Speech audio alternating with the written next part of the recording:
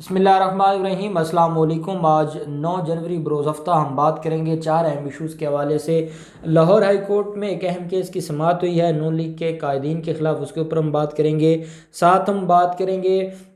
मरियम के बाप के बाद मरियम के फ्रंट मैन के ख़िलाफ़ नहली का रेफरेंस फाइल हुआ है, उसमें क्या तफसीलात हैं वो भी मैं आपके साथ शेयर करूँगा। साथ जो सिंध में बड़ी रुसवाई हुई है नून लीग को, और अब एहसन इकबाल ड्रामेबाजी कर रहे हैं, और सिंध में जो ज़िमनी इलेक्शन का मामला है उसकी हकीकत भी खुलकर सामने आ गई है। और सबसे अहम, मरियम नवाज़ इमरान खान के ख़िलाफ़ एहतजाज कर रही थी, और हालत ये है कि अपने मुलाजमीन को ये तनख्वाहें नहीं दे रहे, और वो तनख्वाहों के लिए बेचारे रो रहे हैं और वो एहतजाज करने पर मजबूर हैं। कितने मुलाजमीन हैं, कितनी तनख्वाहें और कब से नहीं दे रहे, ये जो डिटेल्स हैं ये भी मैं आपके साथ शेयर करूँगा। पहले हम बात कर लेते हैं लाहौर हाई कोर्ट में चीफ जस्टिस कासिम खान साहब ने एक केस की समाअत की है। खोखर बिरादरान ने दरख्वास्त फाइल की थी, और वो ये थी कि एंटी करप्शन हमारे ख़िलाफ़ तादीबी कार्रवाइयाँ कर रहा है, हमारे ख़िलाफ़ जो है वो मुकदमात दर्ज किए जा रहे हैं, हमें जो है वो हर तरह से परेशान किया जा रहा है, हमें हरासा किया जा रहा है। ये खोखर बिरादरान जो हैं वो अफजल खोखर है, सैफुल मुलूक खोखर है, जो हमेशा से नून लीग के ख़ास गिरोह के लोग समझे जाते हैं, और नून लीग को हमेशा ये अफरादी क़ुव्वत भी देते हैं। और नून लीग का जो हमजा शहबाज और इन लोगों का जो कब्ज़ा ग्रुप है उसमें भी ये ख़ास इनका किरदार है। उन लोगों के ख़िलाफ़ ये जो मामला था वो दिन ब दिन ख़राब हो रहा था, और पहले उन्होंने लाहौर हाई कोर्ट में दरख्वास्त दी थी, उसके ऊपर जो है वो जो उनको सुनवाई नहीं हुई थी, और अब इन्होंने चीफ जस्टिस साहब को दरख्वास्त दी, और चीफ जस्टिस कासिम खान साहब ने आज ना सिर्फ एंटी करप्शन को मना कर दिया है कि इनके खिलाफ कोई कार्रवाई नहीं करनी, बल्कि एंटी करप्शन ने जो एंटी करप्शन के चीफ हैं नफीस गोहर, बड़ा अच्छा काम कर रहे हैं। नफीस गोहर ने जैसे माफियाज़ के ख़िलाफ़ मुकदमात दर्ज किए हैं, उनको गिरफ़्तार किया है, उनके ख़िलाफ़ मुख्तलिफ़ नौइयत के केसेस फ़ाइल किए गए हैं, रिकवरियाँ हुई हैं, ज़मीनों के कब्ज़े छुड़वाए गए हैं। तो उनके बारे में भी जो चीफ जस्टिस साहब हैं उन्होंने फरमाया है कि जो करप्शन के ख़िलाफ़ कार्रवाई करने वाले ख़ुद उनका किरदार क्या है, इसके ऊपर सवालात उठा दिए हैं, और नफीस गोहर को तलब कर लिया है, और नफीस गोहर को मना कर दिया है कि खोखर बिरादरान के ख़िलाफ़ जो कार्रवाइयाँ हैं उनको बंद कर दिया जाए, उनको रोक दिया जाए।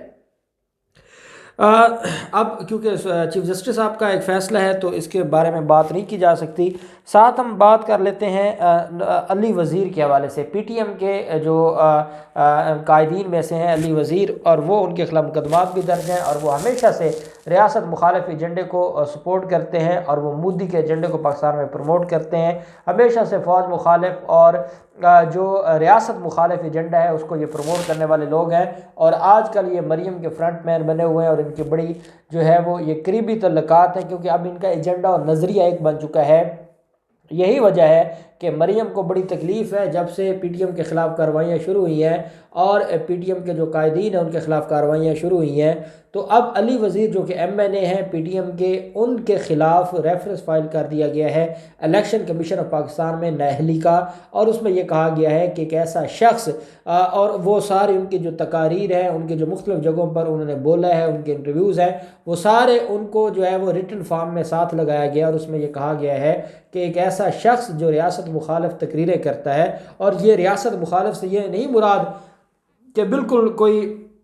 जर्नल सी जो आम बातें होती हैं, बिल्कुल ऐसी बात नहीं है, बल्कि वो डायरेक्ट जो है वो इतनी सख्त ज़ुबान जो है जो पाकिस्तान के दुश्मन ममालिक हैं वो नहीं इस्तेमाल करते, जो ज़ुबान इस्तेमाल करते हैं ये पीटीएम वाले, और ये मौलाना और मरियम से भी 2 हाथ आगे हैं। तो इनके ख़िलाफ़ जो रेफरेंस फाइल किया गया कि ऐसा शख्स पाकिस्तान की पार्लियामेंट में कैसे बैठ सकता है जो ऐसी लैंग्वेज इस्तेमाल करता हो, जो पाकिस्तान को दुश्मन समझते हों, जो नाम नहाद सो कॉल्ड पख्तूनों के राइट्स की बात करके वो अफ़गानिस्तान के एजेंडे को प्रमोट करते हों, वो इंडिया के एजेंडे को प्रमोट करते हों, तो ऐसा शख्स कैसे पार्लियामेंट में बैठ सकता है। इसलिए उनकी नहली के लिए रेफरेंस फाइल कर दिया गया है, और अब वो रेफरेंस जो है वो समाअत के लिए मुकर्रर होगा, और उसके ऊपर बाकायदा कार्रवाई शुरू होगी। दूसरी तरफ हम देखते हैं کہ سندھ میں جو کچھ ہوا ہے، سندھ میں 4 نشستیں ہیں، ضمنی الیکشنز ہونے جا رہے ہیں۔ پہلے تو پی ڈی ایم کہا کرتی تھی کہ ہم الیکشنز میں نہیں جائیں گے، ہم الیکشن سے بائیکاٹ کریں گے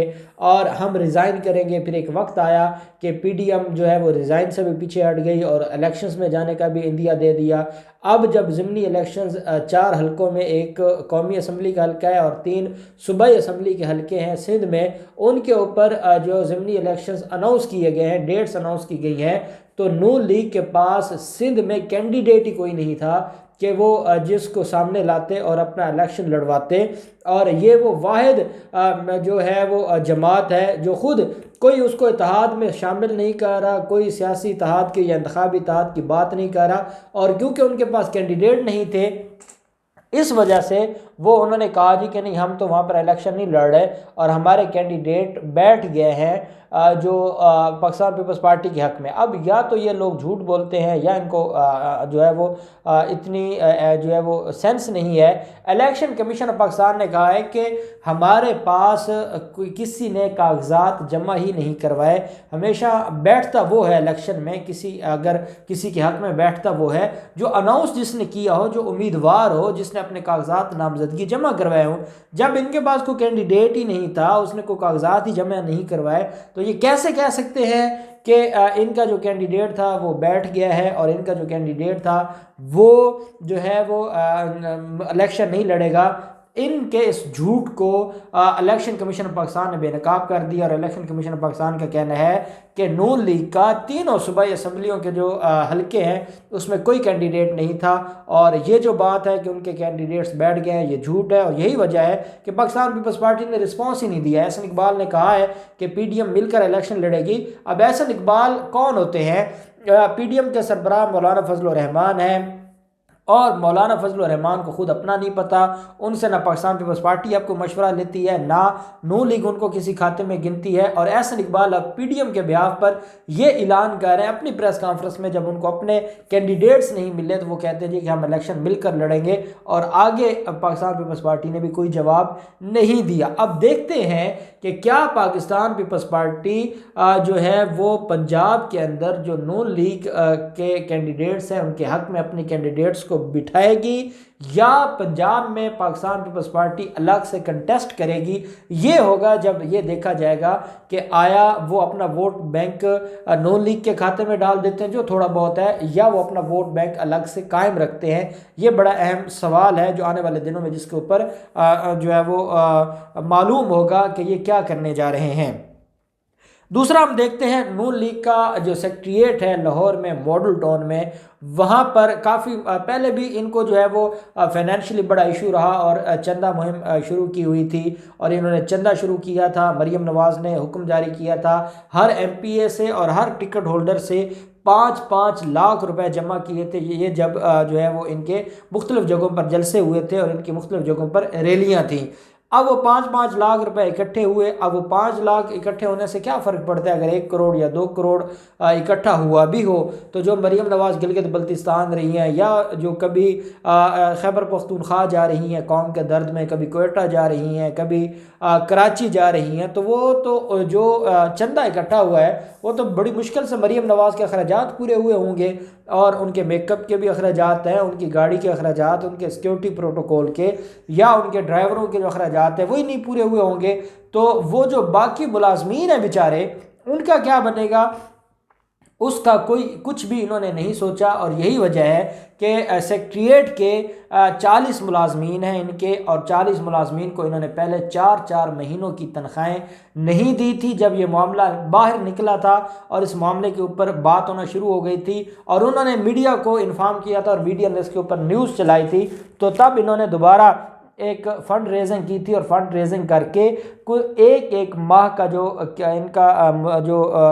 تنخواہ تھی ملازمین کی وہ انہوں نے دی تھی۔ اس وقت جب میں آپ سے بات کر رہا ہوں تو یہ ان کی جو ٹوٹل تنخواہ ہے وہ 8 لاکھ بنتی ہے ان 40 ملازمین کی، اور ان کا یہ کہنا ہے کہ ان کو 8 لاکھ روپے 1 ماہ کا اور 2 ماہ کی تنخواہیں رکی ہوئی ہیں، تو ٹوٹل 16 لاکھ روپے بھی پاکستان مسلم لیگ نون کے خزانے میں نہیں ہیں کہ وہ اپنے ملازمین ملازمین کی تنخواہیں دے دے، اور وہ بیچارے جو ملازمین ہیں انہوں نے پارٹی کو اور اپنی پارٹی کی قیادت کو جو ہے وہ جاتی عمرہ کے باہر دھرنا دینے کی اور احتجاج کرنے کی جو ہے وہ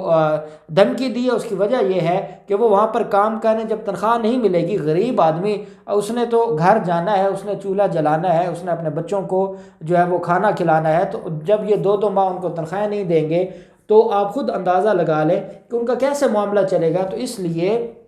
انہوں نے یہ کہا ہے کہ ہم بڑے میاں کو شکایت لگائیں گے، کیونکہ کبھی بھی ایسا نہیں ہوا تھا، کیونکہ نون لیگ پر کبھی ایسے حالات آئے نہیں تھے۔ ان کے ملازمین، ذاتی ملازمین کی تنخواہیں تو سرکاری خزانے سے جایا کرتی تھیں، تو اب جب سے سرکار کا خزانے کا منہ ان کے لیے بند ہوا ہے تو ان کے تو سارے معاملات خراب ہو گئے ہیں، اور یہی وجہ ہے کہ اب وہ